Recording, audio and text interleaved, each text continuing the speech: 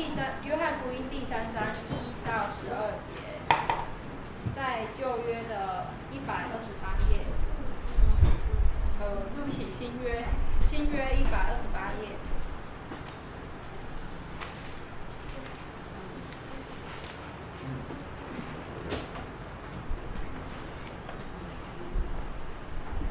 好，预备起。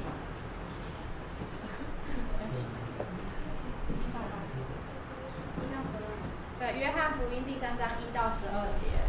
好，开始。有一个法利赛人，名叫尼哥底母，是犹太人的官。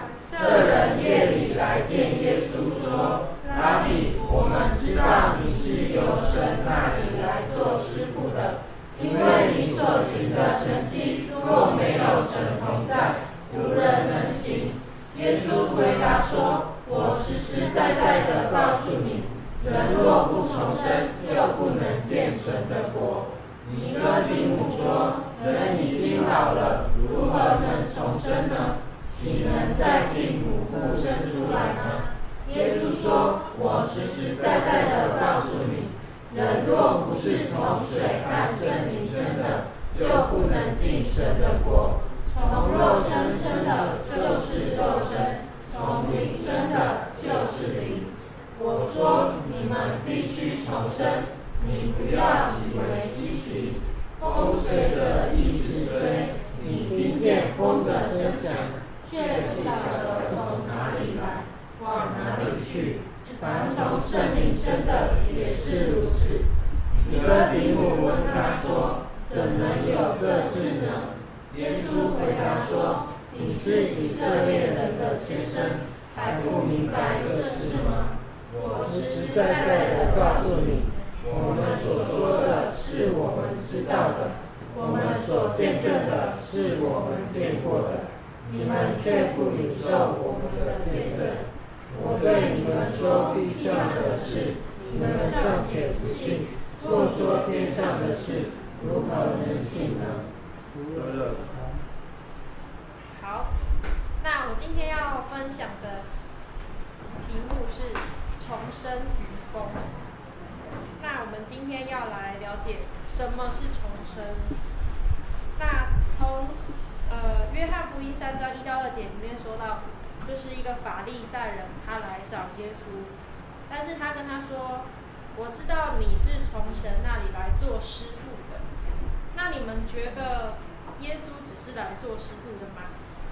不是。那你们知道耶稣还是来做什么的？对，耶稣要来做赎罪的工作。那为什么要做赎罪的工作呢？对，那我们每一个人出生的时候，我们都有都有罪。那有人可以告诉我，我们有什么罪是出生就有罪？对，我们有原罪嘛。那原罪，像是骄傲啊、愤怒啊、嫉妒啊，或是懒惰啊、不贞洁，或是贪吃啊、贪婪啊，这些都是属于原罪。那我们有这一些，所以我们必须要得到耶稣的救赎。那我们从第3节的地方看到，人若不重生，就不能见神的国。那这里的重生是，像法利赛人说的，是重新进到母腹里面，重新生出来吗？不是。那这个重生是什么呢？他告诉我们，我们要信靠，我们才有能力去做。那在我们生活当中，我们不是，我们如果要悔改，不是只是修补自己而已。如果有一个很坏的人，他做了很多的坏事，可能杀人放火什么什么，这些，然后他告诉你说，那我只要去学做人的道理，那他就可以成为一个重生的人吗？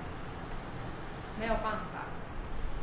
所以，如果重生的人能够看见神的国，明白天国的事，那我们就是要让我们自己有属灵的眼光。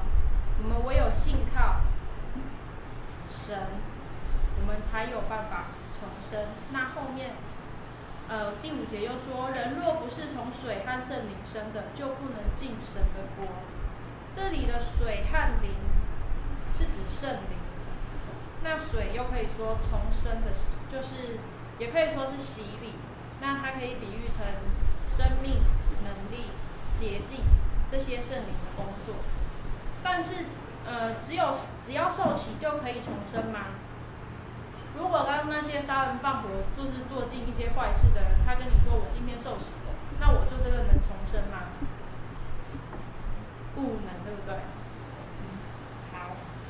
所以呢，这里写的从水生，就是我们听见耶稣的福音，我们要借着神的道，我们要从心里面认识自己是一个罪人，我们要承认自己的罪，然后悔改。表示我们愿意弃绝过去所犯的一切的罪，然后我们要遵着神的旨意走。那从圣灵生的，这里是指圣灵赐给我们每一个人都有悔改的心，还有赦罪的恩。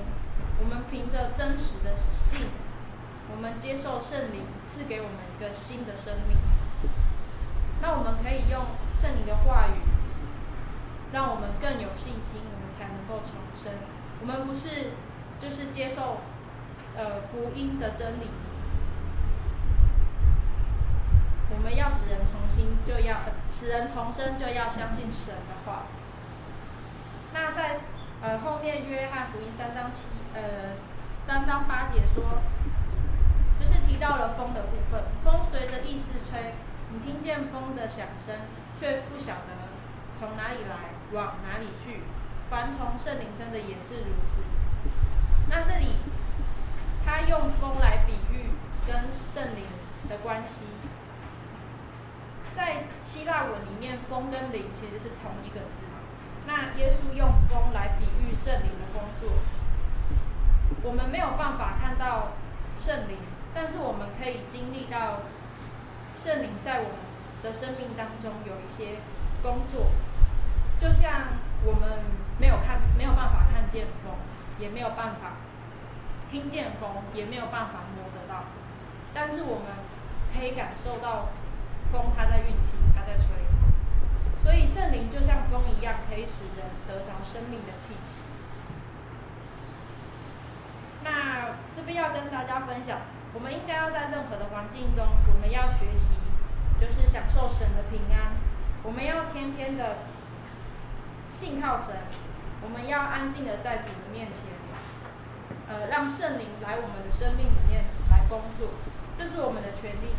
我们也许就是看不到、感觉不到圣灵在替我们工作，但是我们应该要相信，他一直都与我们同工。